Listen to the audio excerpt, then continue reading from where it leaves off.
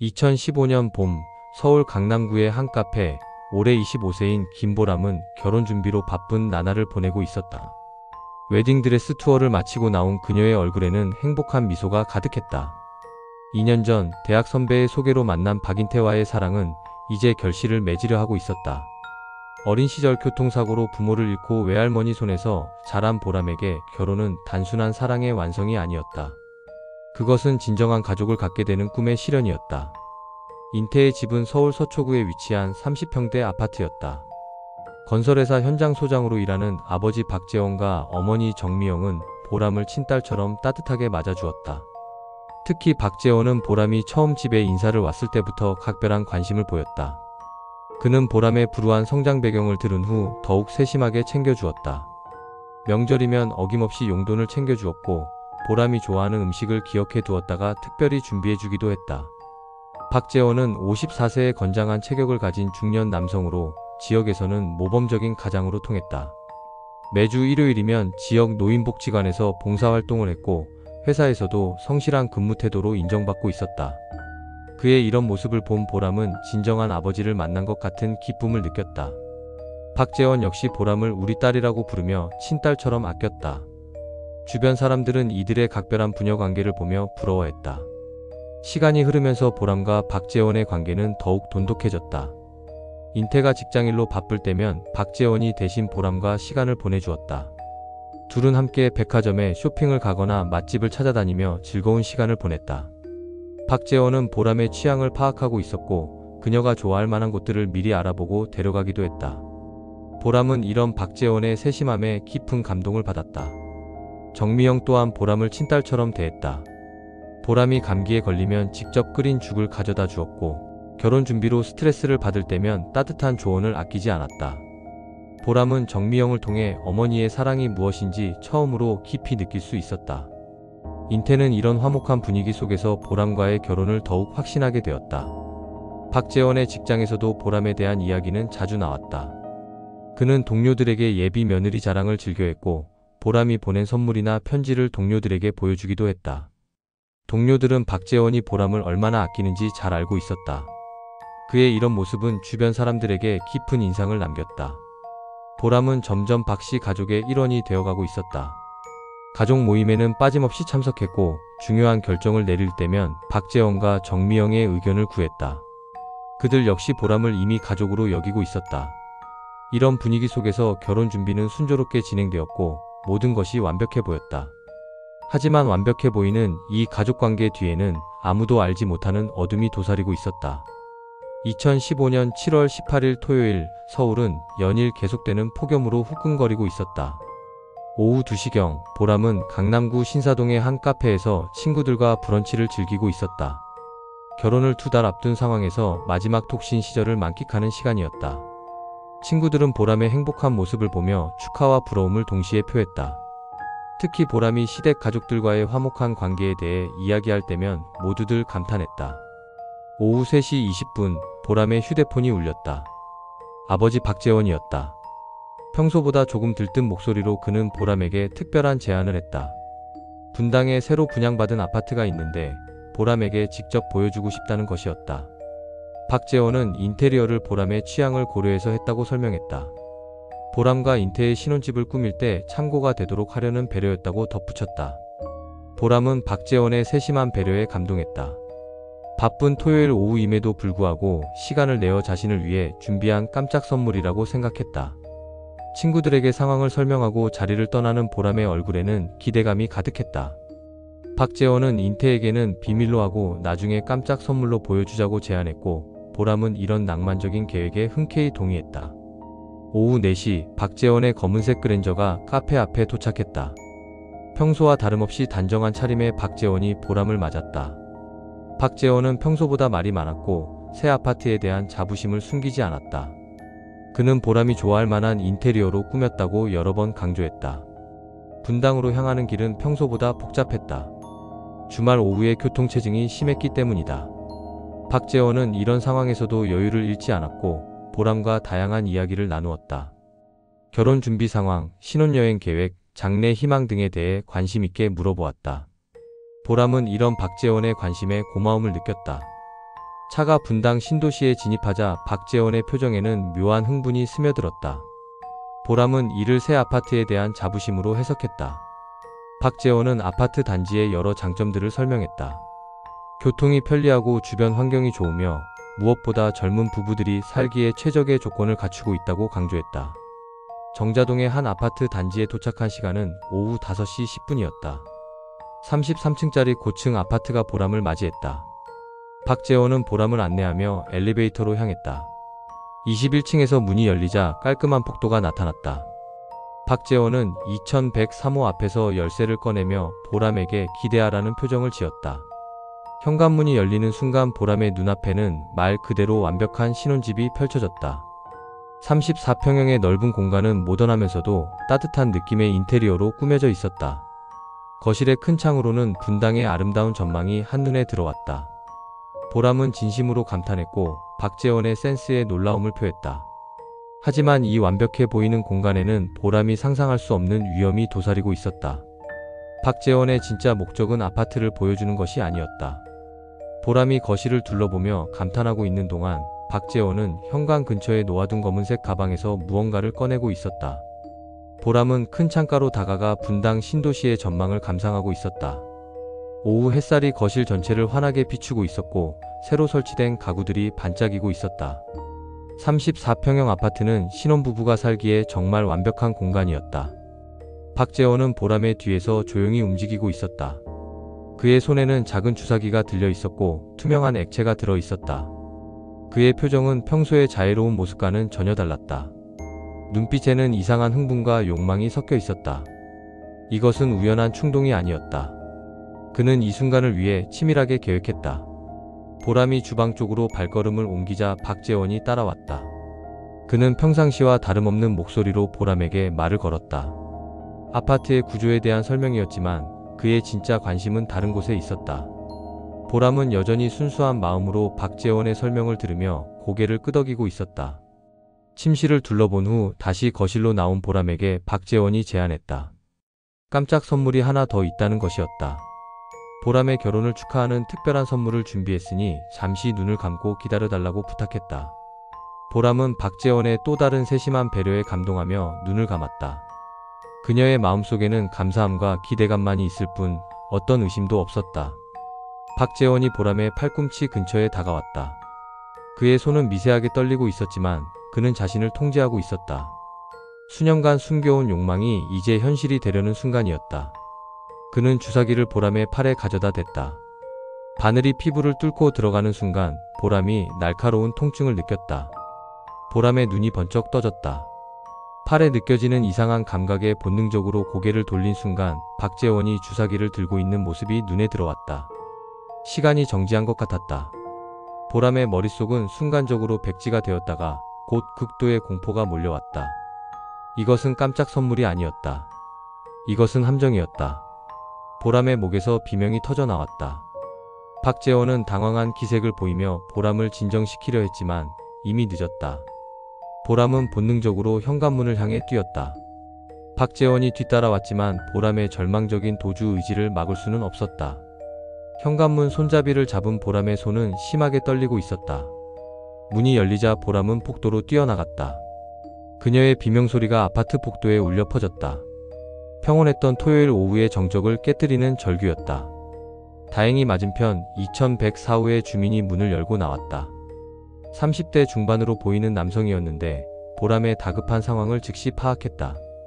보람은 떨리는 손으로 휴대폰을 꺼내 경찰에 신고했다. 통화 내용은 간단했지만 절박했다.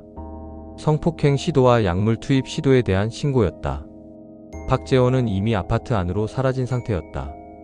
보람은 맞은편 집 주민의 도움을 받으며 경찰이 오기를 기다렸다. 그녀의 팔에는 여전히 주사 자국이 남아 있었고 온몸이 떨리고 있었다. 오후 6시 15분 분당 서부경찰서 강력팀 김동현 경위가 현장에 도착했다. 함께 온 과학수사팀은 즉시 아파트 내부를 수색하기 시작했다. 거실 바닥에는 박재원이 떨어뜨린 주사기가 그대로 남아 있었다. 투명한 플라스틱 주사기 안에는 정체불명의 액체가 소량 남아 있었다. 이것은 사건의 핵심 증거가 될 것이었다. 보람은 즉시 분당차병원 응급실로 이송되었다. 의료진은 보람의 혈액을 채취해 독성 검사를 실시했다. 다행히 주사된 양이 많지 않아 생명에는 지장이 없었지만 혈액에서 미량의 필로폰 성분이 검출되었다. 이는 박재원의 범행 의도를 명확히 보여주는 결정적 증거였다. 김동현 경위는 즉시 박재원에 대한 신상조회를 지시했다. 컴퓨터 화면에 나타난 박재원의 전과 기록은 충격적이었다. 2013년 필로폰 투약 혐의로 징역 1년에 집행유예 2년을 선고받은 기록이 있었다. 당시 재판부는 초범이고 가정 환경이 양호하다는 이유로 선처했지만 실제로는 마약을 완전히 끊지 못하고 있었던 것이다. 수사팀은 박재원의 과거를 더 깊이 파헤치기 시작했다. 그의 건설회사 동료들과 봉사활동 단체 사람들을 상대로 한 조사에서 놀라운 사실들이 드러났다. 겉으로는 모범적인 가장이었지만 최근 들어 종종 이상한 행동을 보였다는 증언이 나왔다. 특히 젊은 여성 직원들에게 지나친 관심을 보이거나 부적절한 농담을 하는 경우가 있었다는 것이다. 압수된 주사기에 대한 국과수 정밀 분석 결과는 더욱 충격적이었다. 필로폰과 함께 실데나필 성분이 검출된 것이다. 실데나필은 발기부전 치료제인 비아그라의 주성분으로 이는 박재원의 성폭행 의도를 명확히 보여주는 증거였다. 그는 보람을 의식을 잃게 한 후 성폭행을 저지르려 했던 것이다. 수사팀은 박재원의 집을 수색했다. 서초구 아파트의 그의 방에서는 더 많은 증거품들이 발견되었다. 미사용 주사기 여러 개, 필로폰으로 추정되는 흰색 가루, 그리고 비아그라 정제들이 숨겨져 있었다. 이는 박재원이 이번 사건을 우발적으로 저지른 것이 아니라 치밀하게 계획했음을 보여주는 증거였다. 박재원의 컴퓨터 하드디스크에서는 더욱 충격적인 내용들이 발견되었다. 젊은 여성들의 사진을 수집한 폴더들과 성인 동영상들이 대량으로 저장되어 있었다.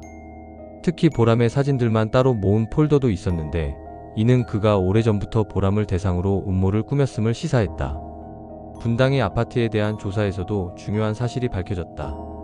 박재원이 이 아파트를 분양받은 것은 단 일주일 전이었다. 그것도 전세자금 대출을 받아 급하게 계약한 것이었다. 부동산 중개업소 직원의 증언에 따르면 박재원은 특별히 고층이면서 주변에 다른 입주민이 없는 곳을 요구했다고 했다. 이 모든 것이 범행을 위한 치밀한 준비였던 것이다. 김동현 경위는 사건의 전모를 파악한 후 박재원에 대한 체포영장을 신청했다. 강간상해 미수, 마약류 관리법 위반 등의 혐의였다. 하지만 정작 박재원은 이미 자취를 감춘 상태였다. 그는 보람이 도망친 직후 아파트를 빠져나가 어딘가로 사라졌다. 본격적인 추적 수사가 시작될 시점이었다.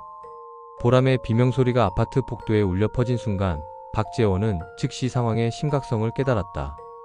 그는 서둘러 아파트를 빠져나와 지하주차장으로 향했다. 엘리베이터 안에서 그의 손은 심하게 떨리고 있었다. 수년간 계획해온 일이 단 몇 분 만에 수포로 돌아간 것이다. 지하주차장에 도착한 그는 자신의 그랜저로 달려가 시동을 걸었다. 차량이 아파트 단지를 빠져나가는 시간은 오후 6시 3분이었다. 박재원은 분당에서 서울로 향하는 길에서 냉정을 되찾으려 노력했다. 그러나 머릿속은 온통 혼란스러웠다. 경찰이 곧 출동할 것이고 자신의 신상이 파악될 것이라는 사실을 알고 있었다.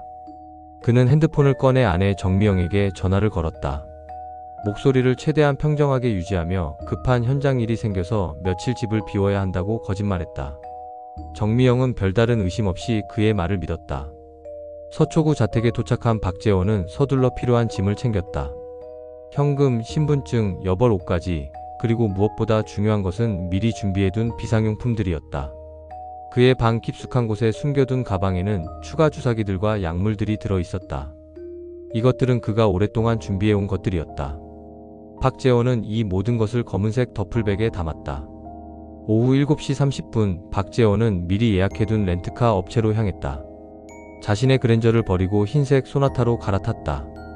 렌트카 직원에게는 출장을 위한 장기 렌트라고 설명했다. 모든 절차를 마친 후 그는 경기도 북부로 향했다. 첫 번째 목적지는 가평의 한 펜션이었다. 그곳은 그가 종종 혼자만의 시간을 보내던 곳으로 사람들의 눈에 띄지 않는 외진 곳이었다. 가평으로 향하는 길에서 박재원은 자신의 휴대폰을 조작했다. 전원을 완전히 끄지는 않되 간헐적으로 껐다 켰다를 반복했다. 이는 경찰의 기지국 추적을 교란하기 위한 것이었다. 그는 과거 마약 사건으로 수사를 받을 때 경찰의 수사 기법에 대해 어느 정도 학습한 상태였다.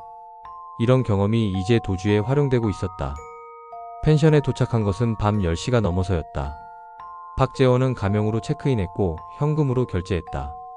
그는 객실에서 밤새 뉴스를 지켜봤다. 다행히 아직 언론에 사건이 보도되지는 않았다. 하지만 그는 경찰이 이미 수사에 착수했다는 것을 알고 있었다. 잠을 이루지 못한 채 새벽을 맞은 그는 다음 행선지를 결정해야 했다.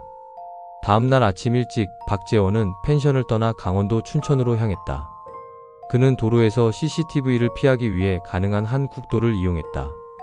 춘천의 한 모텔에 투숙한 그는 다시 한번 가명과 현금을 이용했다. 이곳에서 그는 좀 더 장기적인 도주 계획을 세우기 시작했다. 단순히 숨어 있는 것만으로는 한계가 있다는 것을 깨달았다. 박재원은 춘천에서 하루를 보낸 후 다시 이동했다. 이번에는 원주를 거쳐 충청북도 충주로 향했다. 그는 계속해서 이동 경로를 바꾸며 경찰의 추적을 따돌리려 했다. 하지만 혼자만의 힘으로는 한계가 있다는 것을 느끼고 있었다. 그에게는 외부의 도움이 필요했다. 그리고 그런 도움을 줄 수 있는 사람이 한 명 있었다. 도주 3일째인 7월 21일 박재원은 마침내 결단을 내렸다. 충주의 한 찜질방에서 그는 오랜 친구 이성호에게 전화를 걸었다. 이성호는 박재원과 20년 넘게 알고 지낸 동업자이자 절친한 친구였다. 둘은 함께 건설 현장에서 일하며 온갖 어려움을 함께 겪어온 사이였다. 박재원은 이성호가 자신을 도와줄 유일한 사람이라고 생각했다. 이성호는 47세의 중년 남성으로 경기도 여주의 작은 건설업체를 운영하고 있었다. 그는 박재원의 다급한 목소리에 놀랐다. 박재원은 자신이 큰 공경에 처했다며 도움을 요청했다. 구체적인 사건 내용은 말하지 않았지만 경찰의 수사를 받고 있다고만 설명했다. 이성호는 처음에는 거절하려 했지만 20년 우정을 내세운 박재원의 간곡한 부탁에 마음이 흔들렸다. 결국 이성호는 박재원을 도와주기로 결정했다. 그는 여주 외곽에 있는 자신의 별장을 박재원에게 제공했다.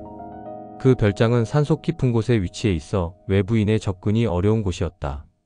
이성호는 박재원에게 별장의 위치와 열쇠가 숨겨진 장소를 알려주었다.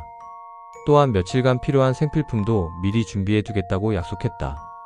한편 분당 서부경찰서 수사팀은 박재원의 통신 기록을 면밀히 분석하고 있었다. 김동현 경위는 박재원의 휴대폰 기지국 접속 기록을 통해 그의 이동 경로를 추적하고 있었다. 가평, 춘천, 원주, 충주로 이어지는 그의 도주 경로가 서서히 드러나고 있었다. 수사팀은 또한 박재원의 통화 기록을 분석해 그와 연락을 주고받은 사람들을 파악하기 시작했다. 통화 기록 분석 결과 이성호의 번호가 발견되었다. 김동현 경위는 즉시 이성호를 소환해 조사했다. 이성호는 처음에는 박재원과 연락한 적이 없다고 부인했다. 하지만 통화 기록이라는 명확한 증거 앞에서 더 이상 부인할 수 없었다. 그는 결국 박재원으로부터 연락을 받았다는 사실을 인정했다. 이성호는 수사팀에게 협조하겠다고 약속했다. 그는 박재원이 다시 연락하면 즉시 경찰에 신고하겠다고 다짐했다. 김동현 경위는 이성호의 휴대폰에 감청 장치를 설치하고 그를 풀어주었다. 하지만 이성호의 진짜 속마음은 달랐다. 그는 20년 우정을 저버릴 수 없었고 박재원을 보호하고 싶었다. 이성호는 별장에 숨어있던 박재원에게 경찰의 수사 상황을 실시간으로 전달했다. 경찰이 통화 기록을 분석하고 있다는 것, 자신이 소환 조사를 받았다는 것, 그리고 휴대폰에 감청 장치가 설치되었다는 것까지 모두 알려주었다. 박재원은 이런 정보 덕분에 경찰의 수사망을 한 발 앞서 피할 수 있었다. 박재원은 이성호의 도움으로 여주 별장에서 며칠간 안전하게 지낼 수 있었다. 이성호는 정기적으로 별장을 방문해 생필품을 공급했고 외부 상황에 대한 정보를 전달했다. 하지만 이런 상황이 오래 지속될 수는 없다는 것을 둘 다 알고 있었다. 박재원에게는 더 안전한 은신처가 필요했다. 도주 일주일째, 박재원은 새로운 결단을 내렸다. 그는 아내 정미영에게 연락을 취하기로 했다. 지금까지는 의심을 피하기 위해 연락을 자제했지만 이제는 가족의 도움이 필요한 상황이었다. 정미영은 이미 경찰의 조사를 받은 상태였지만 여전히 남편의 소재를 모른다고 주장하고 있었다. 하지만 그녀의 진심은 과연 어디에 있었을까? 도주 10일째인 7월 28일 분당 서부경찰서 수사팀은 새로운 전략을 수립했다. 김동현 경위는 박재원의 아내 정미영이 남편과 비밀리에 연락하고 있다는 강한 의심을 품고 있었다. 정미영은 지금까지 3차례의 조사에서 일관되게 남편의 소재를 모른다고 주장했지만 그녀의 행동에는 여러 의심스러운 점들이 있었다. 특히 최근 들어 평소보다 자주 외출하고 휴대폰 사용 패턴도 달라졌다는 주변 증언이 있었다. 수사팀은 정미영에 대한 24시간 미행 감시를 결정했다. 동시에 그녀의 차량에 GPS 추적 장치를 몰래 설치했다. 정미영이 운전하는 흰색 스타렉스는 이제 경찰의 완벽한 감시 하에 놓였다. 김동현 경위는 범인의 가족이 마지막 보루인 경우가 많다며 수사팀에게 세심한 감시를 지시했다. 7월 29일 오후 2시 30분 정미영은 평소와 다른 행동을 보였다. 그녀는 집 주변을 여러 번 돌아보며 누군가 따라오는지 확인하는 듯한 모습을 보였다. 그리고 나서 급하게 차에 올라 서울을 벗어나기 시작했다. 수사팀의 감시요원들은 즉시 김동현 경위에게 상황을 보고했다. 목표 차량이 서울 시내를 벗어나 경기도 방향으로 이동 중입니다. 정미영의 스타렉스는 경부 고속도로를 타고 남쪽으로 향했다. 하지만 수원 IC에서 갑자기 방향을 바꿔 중부 고속도로로 진입했다. 이런 우회 경로는 누군가를 만나러 가는 전형적인 패턴이었다. 수사팀은 거리를 두고 신중하게 추적했다. 너무 가까이 따라가면 들킬 위험이 있었고 너무 멀리 떨어지면 놓칠 수 있었다. 오후 4시경 정미영의 차량은 양평 휴게소에 정차했다.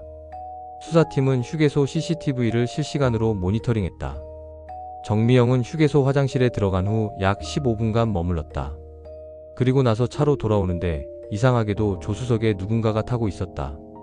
CCTV 화면을 자세히 분석한 결과 조수석의 인물은 바로 박재원이었다. 김동현 경위는 즉시 고속도로 순찰대에 연락했다. 양평 휴게소에서 중부 고속도로로 진입한 흰색 스타렉스 번호판 12-3456 차량 내 수배자 박재원 탑승 확인. 즉시 검문 준비하라. 고속도로 순찰대는 마석 IC 부근에서 검문소를 설치하기 시작했다. 동시에 수사팀 차량들도 현장으로 급행했다.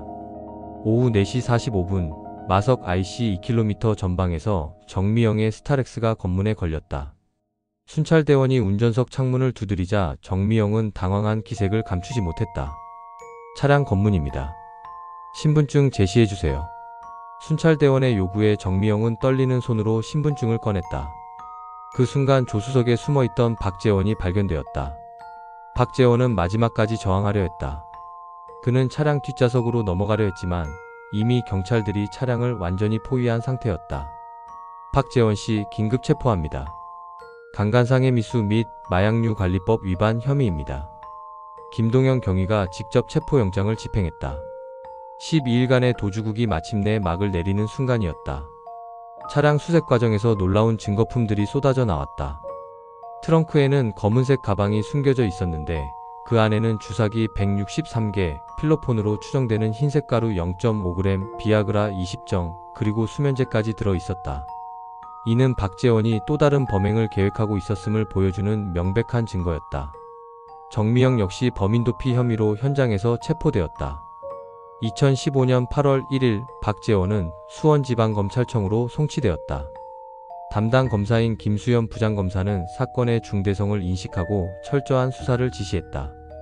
박재원은 구속수사를 받으며 모든 혐의에 대해 부인했다. 그는 단순히 건강보조제를 주려던 것이라고 주장했지만 압수된 증거품들은 그의 주장을 완전히 반박했다. 국립과학수사연구원의 정밀 감정 결과는 더욱 충격적이었다. 보람에게 주사하려던 액체에서는 필로폰과 실데나필 성분이 동시에 검출되었다. 필로폰은 의식을 잃게 만들고 실데나필은 성기능을 활성화시키는 약물이었다. 이 두 약물의 조합은 성폭행 목적이 아니고서는 설명할 수 없는 것이었다. 또한 박재원의 컴퓨터에서 발견된 대량의 음란물과 보람의 사진들은 그의 계획적 범행 의도를 명확히 보여주었다. 박재원의 과거에 대한 추가 수사에서도 놀라운 사실들이 드러났다. 그는 2013년 필로폰 투약으로 처벌받은 이후에도 지속적으로 마약을 사용해왔다. 또한 최근 2년간 여러 차례 성매매 업소를 출입한 기록도 발견되었다. 겉으로는 모범적인 가장이었지만 실제로는 성적 일탈과 마약 중독에 빠져 있었던 것이다. 재판 과정에서 박재원의 변호인은 실제 성폭행이 이루어지지 않았다며 선처를 호소했다. 또한 피고인이 평소 피해자를 친딸처럼 아꼈고 일시적인 마약 중독 상태에서 저지른 우발적 범행이라고 주장했다. 하지만 검찰은 피해자와의 신뢰관계를 악용한 극도로 불량한 범행이라며 중형을 구형했다. 재판부는 사건의 전말을 꼼꼼히 검토했다. 수원지방법원 형사 2부 재판부는 특히 박재원이 범행을 위해 별도의 아파트를 분양받고 약물을 미리 준비하는 등 치밀한 계획을 세웠다는 점을 중시했다. 또한 피해자가 어린 시절부터 불우한 환경에서 자란 점을 감안할 때 가족같이 믿고 따르던 예비 시아버지의 배신은 더욱 큰 정신적 피해를 주었다고 판단했다. 2016년 3월 15일 1심 판결이 선고되었다. 재판부는 박재원에게 징역 5년을 선고했다. 재판장은 피고인이 피해자와의 특별한 신뢰관계를 악용하여 치밀하게 계획한 범행으로 죄질이 매우 불량하다고 지적했다. 동시에 다만 실제 성폭행에 이르지 않았고 피고인이 가정의 경제적 기둥이라는 점을 참작했다고 양형 이유를 밝혔다. 박재원은 즉석에서 항소했지만 2심에서도 원심이 유지되었다.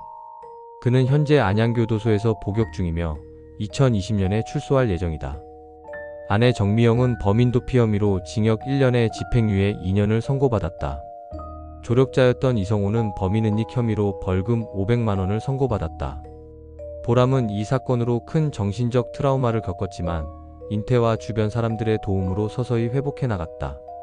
둘은 2016년 가을 조용한 결혼식을 올렸고 현재 평범하지만 행복한 가정을 꾸리고 있다. 보람은 그때의 경험이 무척 힘들었지만 진정으로 나를 사랑하는 사람들이 누구인지 알게 되었다며 현재의 삶에 만족하고 있다고 전했다. 신뢰를 바탕으로 한 가족관계의 소중함과 동시에 그 신뢰가 악용될 때의 위험성을 보여준 이 사건은 많은 사람들에게 경각심을 주었다.